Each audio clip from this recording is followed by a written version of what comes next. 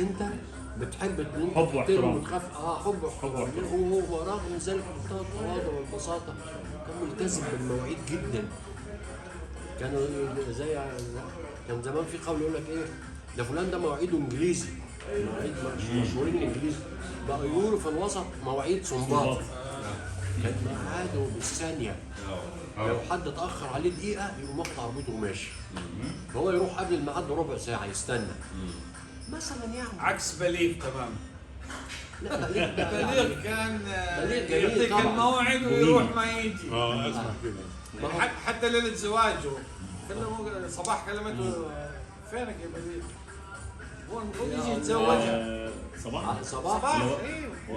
هو وردة ده اتجوز كلهم، كل ما يلحن لواحده يتجوزها. الموجي كان كده برضه. هو اخر واحده كانت ورده. اتجوز ورده لا ورده دي طبعا. واتجوز سميرة سعيد. تخيل هي تستناه على الفرح وهو يا نهار ابيض. نسي انه الفرح. بس ما اتجوزش نجاة. لا نجاة دي كانت في حته لوحديها كده. امال ازاي السنباطي رحمه الله عليه الله يرحمه. خاصم ام كلثوم 15 سنه؟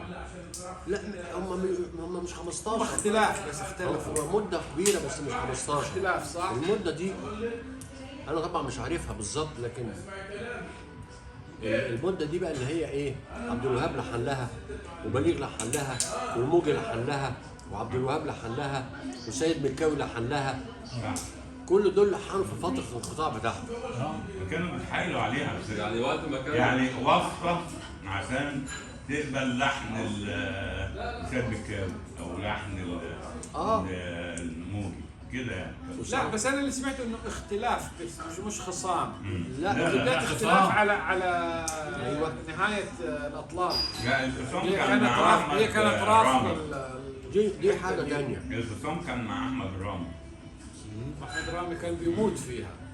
وبعدين احمد رامي ومحمد القصبي.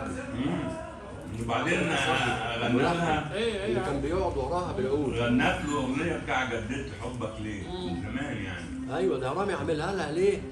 بمناسبه برضه حصلت فتره انقطاع بين رامي وام كلثوم، ورامي كان بيحب ام كلثوم حب اللي هو عايز يتجوزها. ايوه هو ومحمد القصبي الملحن الاثنين دول كانوا بيحبوها حب انه عايزين يتجوزوها.